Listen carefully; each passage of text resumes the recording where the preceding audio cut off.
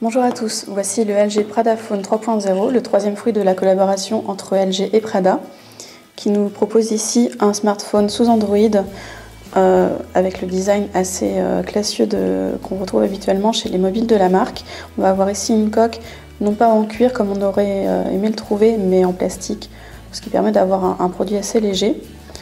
Définition en métal sur le dessus avec ici un port micro USB qui est en fait MHL, donc qui permet avec un adaptateur d'obtenir un transfert HDMI. Ici le déclencheur photo qui permet aussi d'ouvrir l'application, et là le bouton de mise sous tension.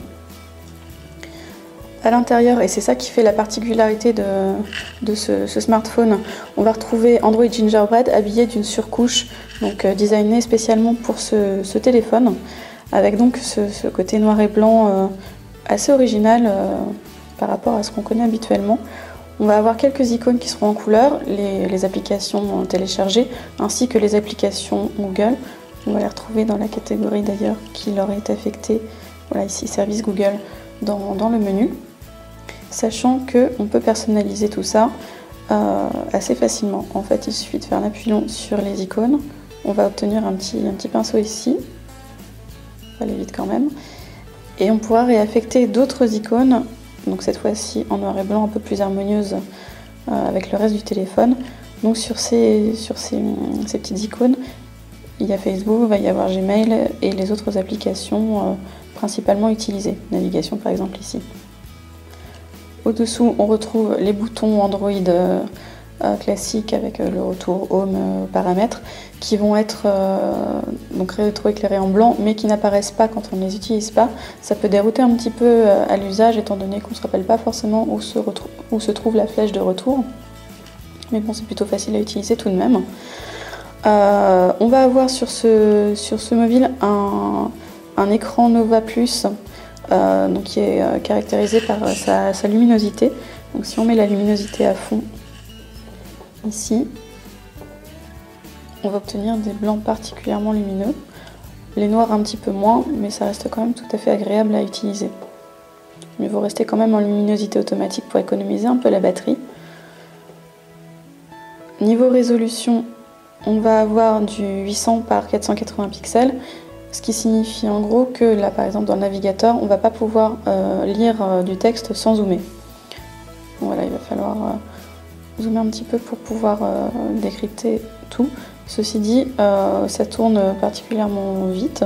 On a un processeur de 1 GHz dual-core et 1 Go de RAM, un navigateur rapide, bien fait en plus avec les petites icônes de navigation en bas de l'écran. L'ensemble tourne avec une très agréable fluidité. C'est un smartphone qui est particulièrement sympa à utiliser au quotidien.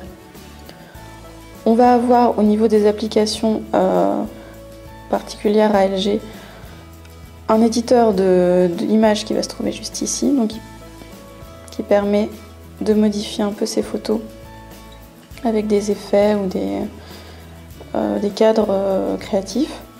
Donc, par exemple ici on a une liste de filtres qui est assez importante, des bordures également aussi de plus ou moins bon goût, ça c'est une question de style qu'on veut donner à ces photos. Divers réglages également à apporter aux photos après coup.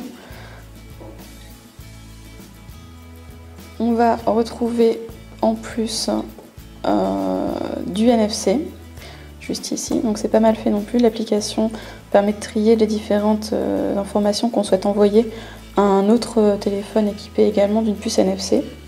Voilà, bon, les gens ne sont pas encore forcément très équipés, mais c'est appelé à se développer, donc c'est plutôt bien de l'avoir, d'intégrer d'office dans le Prada. On va avoir également un mode bureau, voilà, à poser comme ça. Un mode voiture qui va se trouver juste en dessous. Voilà, avec de grosses icônes pratiques quand on est au volant. On va avoir également dans les applications donc tout ce côté noir et blanc qu'on retrouve également dans la barre de notification. Habituellement, l'interface LG propose des icônes en bleu à ce niveau-là. Donc ici, pareil, dans le lecteur musical, on va avoir ce côté noir et blanc, peut-être un petit peu triste à utiliser, mais bon, qui est quand même harmonieux avec le reste, donc on ne pourra pas critiquer là-dessus.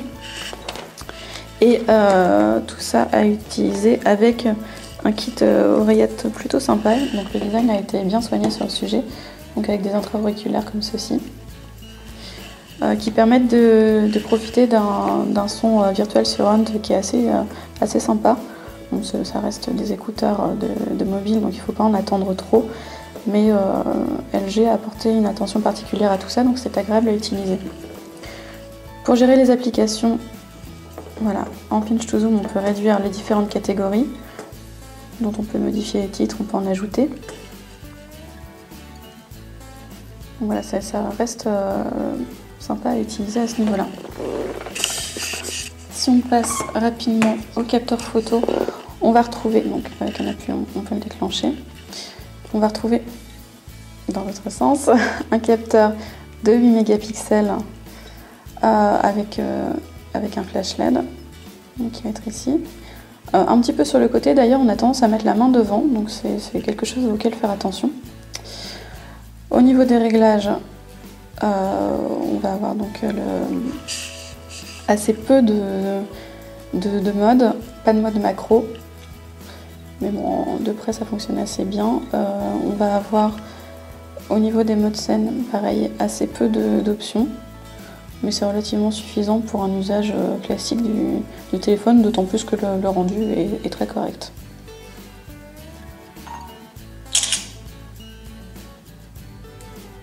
Si on passe à la galerie, voilà pour le résultat. Effectivement, en extérieur, les résultats vont être nettement meilleurs. Ce qu'on remarquera également, c'est que LG a ajouté une application vidéo qui permet de ne pas passer uniquement par la galerie pour lire ses vidéos. Il supporte la 1080p et on va pouvoir lire par exemple ce type de vidéo sans problème.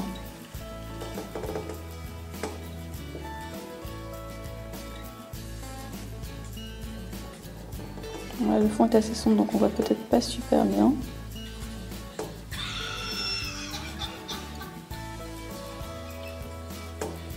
En tout cas, aucun problème au niveau de la lecture vidéo. Donc voilà pour le LG Pradaphone 3.0. On le trouve actuellement en exclusivité chez Orange au prix maximum de 429 € en Mobicart. Voilà, ça reste un bon rapport qualité-prix pour un smartphone très agréable à utiliser.